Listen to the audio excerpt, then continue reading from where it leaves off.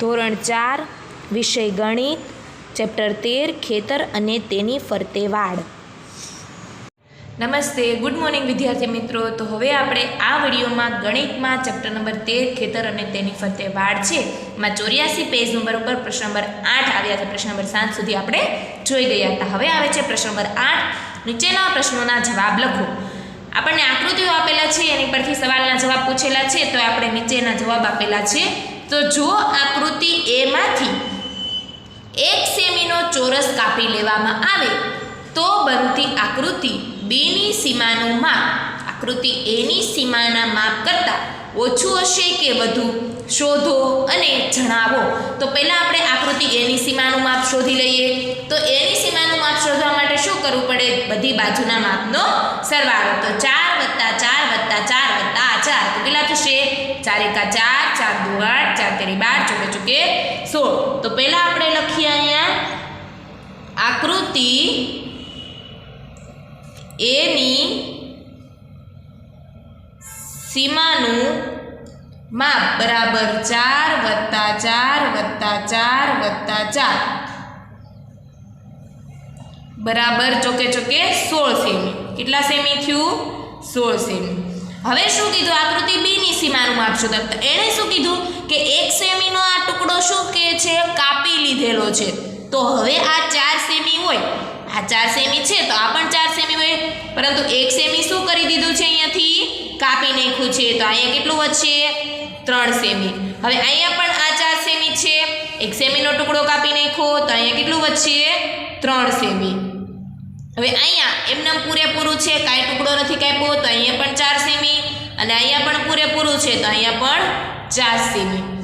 હવે ટુકડો અહીંયા કાપી નાખ્યો તો આ અને આ એની સીમા જ કહેવાય ને. તો આ કેટલા સેમીનું છે? 1 સેમીનું. કેવી રીતે? કારણ કે ટુકડો શા માટે કેટલા સેમીનો કાપેલો છે? 1 સેમીનો. તો આ કાપેલો ભાગ પણ કેટલા સેમીનો જ કાપ્યો હોય? 1 સેમી જ વધે ને. તો આ ભાગ પણ 1 સેમી અને આડો ભાગ કેટલા હોય? 1 સેમી હોય ને. બંને ભાગ 1 સેમી. તો હવે આ બધાનો શું કરવાનો? સરવાળો. તો આપણને સીમાનું માપ મળશે. તો અહીં લખવાનું આકૃતિ બીની સીમાનું માપ બરાબર 3 + 1 + 1 + 3 + 4 + 4 અહીંથી શરૂ કરવાનું. બધાનો સરવાળો 3 4 5 6 7 8 9 10 11 12 13 14 15 ને 16. તો આકૃતિ બી ની સીમાનું માપ પણ કેટલા સેમી થાય? 100 સેમી. તો હવે એની સીમા કરતાં ઓછું હશે કે વધુ? કાંઈ ફેરફાર છે નહીં, એનું એ જ છે. હવે બીજો દાખલો. જો આકૃતિ એમાંથી આકૃતિમાં દર્શાવ્યા મુજબનો 1 સેમીનો ચોરસ કાપી લેવામાં આવે તો બનતી આકૃતિ સી ની સીમાનું માપ આકૃતિ એની સીમા કરતાં ઓછું હશે કે વધુ? શોધો અને જણાવો. હવે આ એ આકૃતિ કેટલા સેમીની છે? 3 સેમીની. એમાંથી આ વચ્ચેનો એક ટુકડો શું કર્યો છે? 1 સેમીનો કાપી નાખ્યો છે. કેટલો? 1 સેમીનો. તો હવે આપણે આ સી આકૃતિ છે એનું માપ શોધી. તો પહેલા આપણે સી નું આ એ આકૃતિનું માપ શોધી લઈએ. તો અહીંયા લખવાનું આકૃતિ એની સીમાનું માપ બરાબર 3 + 3 + 3 + 3. તો 3 ને 3 6 3 9 10 11 ને 12. તો આકૃતિ સી ની સીમાનું પહેલા આકૃતિ એની સીમાનું માપ કેટલું થશે? 12 સેમી. હવે આકૃતિ સી નું માપ શોધીએ. તો આ 3 સેમી છે તો આ પણ કેટલા સેમી હોય? 3 સેમી. તો અહીંયા લખવાનું 3 સેમી. હવે આ 3 સેમી તો આ પણ કેટલા સેમી હોય? 3 સેમી. હવે આ 3 સેમી છે તો આ પણ કેટલા સેમી હોય? 3 સેમી. હવે જુઓ, અહીંથી ટુકડો કાપેલો છે. આ જો આખો ભાગ હોત તો આ 3 સેમી હોત, પણ 1 સેમીનો કાપી લીધો તો કેટલા વધ્યા? 2 સેમી વધ્યા. તો આ બંને સાઈડ કેટલા સેમી હોય? 1 સેમી વધ્યા હોય ને. 1 સેમીનો કપાઈ ગયો એટલે 1 સેમી હોય. હવે આ અને આ ભાગ એનો સીમા જ કહેવાય ને. આ સીધો હતો, એની બદલે આમ કપાઈ ગયો એટલે આટલી સીમા એની વધી ગઈ. તો ટુકડો 1 સેમીનો હતો તો આ ત્રણેય બાજુ કેટલા સેમી હોય? 1 સેમી હોય. જેટલું કાપ્યું એટલું જ અંદર વયો ગયું. તો હવે શું કરવાનું? આકૃતિ સી ની સીમાનો સરવાળો કરવાનો અને જોવાનું કે એનું માપ વધારે છે કે સી નું માપ વધારે છે. તો એ કરવાનું આકૃતિ સીની સીમાનું માપ બરાબર અહીંથી શરૂ કરવાનું 1 + 1 + 1 + 1 + 1 પછી 3 3 અને 3 આ બધાનો શું કરવાના સરવાળો 1 2 3 4 5 6 7 8 9 10 11 12 13 અને 14 તો આકૃતિ સી નું સીમાનું માપ કેટલું થશે 14 સેમી કેટલું થશે 14 સેમી તો હવે આકૃતિ એ નું વધારે કહેવાય કે આકૃતિ સી નું વધારે કહેવાય તો કોનું સીમાનું માપ વધારે કહેવાય આકૃતિ સી નું તો નીચે લખવાનું આકૃતિ સી નું માપ આકૃતિ એ ની સીમા કરતા વધારે છે આકૃતિ સી નું માપ આકૃતિ એ ની સીમા કરતા વધારે છે આકૃતિ સી ની સીમાનું માપ આકૃતિ એ ની સીમાના માપ કરતા વધારે છે ત્યાર પછી હવે આવે છે પ્રશ્ન દાખલા નંબર 3 પેજ નંબર 85 જો આકૃતિ ડી માંથી આકૃતિમાં દર્શાવ્યા મુજબ 1 સેમીના 8 ચોરસ કાપી લેવામાં આવે તો બનતી આકૃતિ ઈ ની સીમાનું માપ આકૃતિ ડી ની સીમા કરતાં ઓછું છે કે વધુ શોધો અને જણાવો હવે આકૃતિ ડી છે એ આખું ચોરસ છે એમાંથી આ બધી બાજુ આ 1 સેમીના કેટલા ચોરસ કાપી નાખ્યા છે 8 ચોરસ કાપી લીધા છે તો પહેલા આપણે આકૃતિ ડી ની માપ શોધી લઈએ આકૃતિ ડી ની સીમાનું માપ બરાબર 5 + 5 + 5 + 5 તો 5 ચોક કેટલા થશે 20 સેમી થાય હવે આકૃતિ ઈ શોધવાનું છે આ કેટલા સેમીનું હતું 5 સેમીનું એમાંથી 2 ચોરસ કાપી નાખ્યા તો કેટલા વધ્યા 3 તો આ 3 1 સેમીના હોય આમાં પણ 3 કેટલા સેમીના હોય 1 સેમીના આ બાજુ પણ કેટલા હોય 1 સેમીના આ બાજુ પણ કેટલા હોય 1 સેમીના હોય હવે આ બધા 1 સેમીના કાપેલા પણ કેટલા સેમીના હોય 1 સેમીના શા માટે કારણ કે આ ટુકડા કેટલા સેમીના ચોરસના કરેલા છે 1 સેમીના એટલે આ બધી બાજુનું માપ પણ કેટલું વધ્યું હોય 1 સેમી આ બધું એને સીમા જ કહેવાય તો આ બધું શું કહેવાય 1 સેમી એ લખવાનું એટલે આપણને ખબર પડે કે આ સીમાનું માપ કેટલું છે બધી બાજુનું માપ કેટલા સેમી છે 1 સેમી અહીંથી ગણવાનું શરૂ કરવાનું 1 2 3 4 5 6 7 8 9 10 11 12 13 14 15 16 17 18 19 ને 20 21 22 23 24 25 26 27 28 29 30 31 32 33 34 અને 36 તો આકૃતિ ઈ ની સીમાનું માપ કેટલું હોય 36 તો અહીંયા લખવાનું આકૃતિ ઈ ની સીમાનું માપ બરાબર 36 સેમી તો કોનું માપ વધારે થયું આકૃતિ ઈ ની તો લખવાનું આકૃતિ ડી ની સીમાના માપ કરતા આકૃતિ ઈ ની સીમાનું માપ વધુ છે આકૃતિ ડી ની સીમાનું માપ ડી કરતા આકૃતિ ડી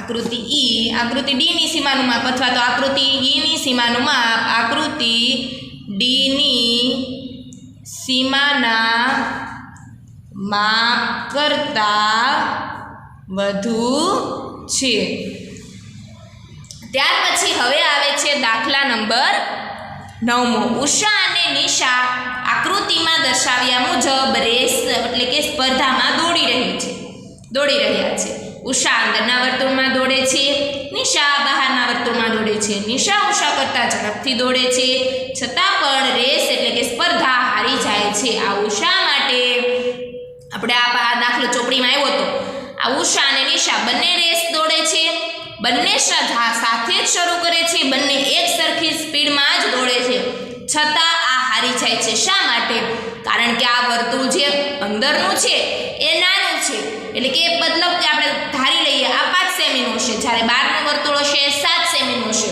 તો ઉષાને વધારે નિશાને વધારે દોડવું પડશે ઉષા કરતાં એટલા માટે શા હારી જાય છે. તો નીચે લખવાનું કારણ કે ઉષાના વર્તુળની સીમા ઓછી છે અને નિશાના વર્તુળની સીમા વધુ છે. તેથી નિશા ઝડપથી દોડે છે તો પણ રેસ હારી જાય છે. કારણ કે આનું વર્તુળ મોટું છે એટલે આ ઝડપથી દોડે કે એની જેટલી દોડે છતાં પણ હારી જાય, અને આનું વર્તુળ નાનું છે, બંને સમાપ્ત એક જ સ્થાને થાય છે એટલા માટે. ત્યાર પછી હવે આવે છે પેજ નંબર 86 ઉપર પ્રશ્ન નંબર 10. બાજુની આકૃતિમાં દર્શાવ્યા પ્રમાણે જો રાકેશ, કિંજલ અને જતીન એક સરખી ઝડપે એક નિશ્ચિત બિંદુથી દોડે છે તો સૌથી પહેલું કોણ પહોંચશે? કેવી રીતે? હવે જુઓ તમે, ઓલા વર્તુળમાં કેવું હતું? શરૂઆત બંનેની સાથે નહોતી પરંતુ અંત સાથે હતો. હવે આમાં જુઓ, એકની શરૂઆત અહીંથી છે, બીજાની અહીંથી અને ત્રીજાની અહીંથી. શા માટે અલગ અલગ છે? કારણ કે પહેલું વર્તુળ કેવું છે? નાનું, એટલે એની શરૂઆત દૂરથી છે. બીજું વર્તુળ કેવું છે? એનાથી મોટું, એટલે એની શરૂઆત એનાથી થોડીક આગળથી કરવાની છે દોડની. અને ત્રીજું વર્તુળ શું છે? એનાથી પણ મોટું છે, એટલે એની જે શરૂઆત છે એ એનાથી આગળ કરી છે. અને બધા સરખી અંતરે બધાને સમાપ્ત પૂર્ણ ક્યાં થવાનું છે? અહીંયા સુધી. તો હવે શું આવશે? તો આમાં જવાબ કોણ વહેલું પહોંચશે? તો કે દરેક ખેલાડી દોડવાનું અંતર એક સરખું જળવાઈ રહે. તો અલગ અલગ જગ્યાએથી દોડ શરૂ કરે છતાં પણ જો ઝડપથી દોડે એ પહેલાં પહોંચી જાય. કેમ કે બધાને અંતર સરખું જ કાપવાનું છે. કેમ? આની શરૂઆત અહીંયા સુધી અહીંથી છેકથી શરૂ થાય, એને સમાપ્ત અહીંયા પૂરું કરવાનું, અને અહીંયાથી શરૂ થાય તો એને અહીંયા જ પૂરું કરવાનું. કારણ કે એનું સર્કલ કેવું છે? મોટું. અને આની શરૂઆત અહીંયાથી થાય છે તો એને પણ અહીંયા સુધી પૂરું કરવાનું, એનું સર્કલ એનાથી પણ મોટું છે. એટલે આમાંથી જે વધારે ઝડપથી દોડશે એ વહેલા પહોંચી જશે. અહીંયા લખવાનું દરેક ખેલાડી ઓનું દોડવાનું અંતર એક સરખું જળવાઈ રહે તે માટે ખેલાડીઓ અલગ અલગ સ્થાનેથી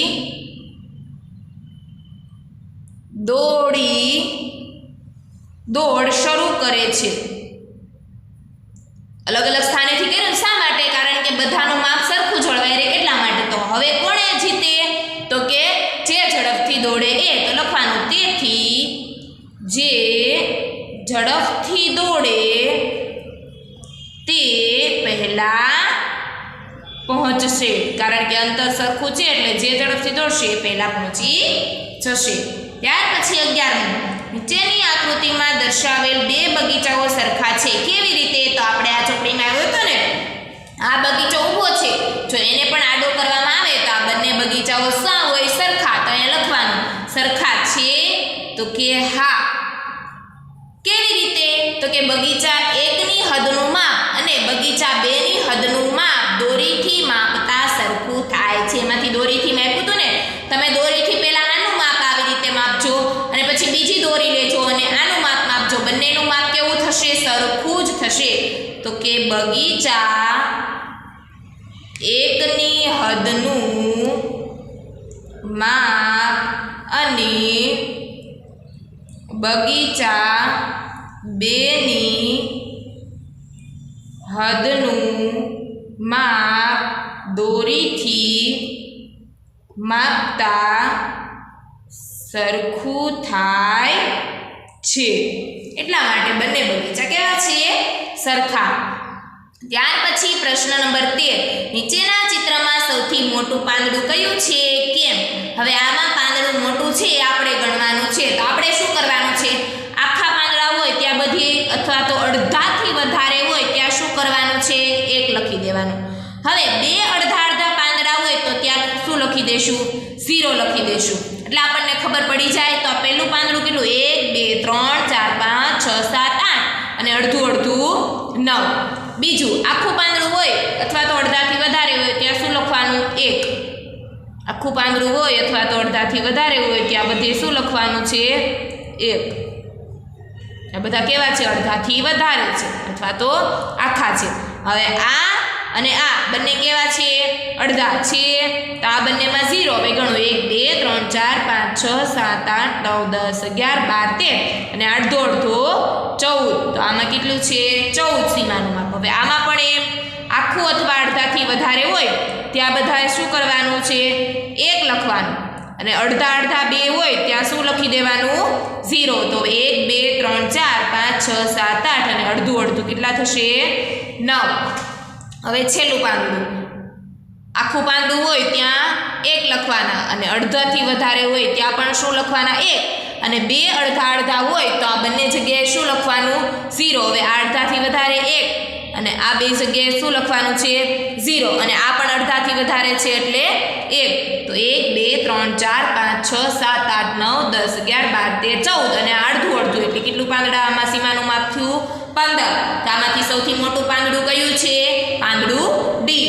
તો નીચે લખવાનું ચિત્રમાં સૌથી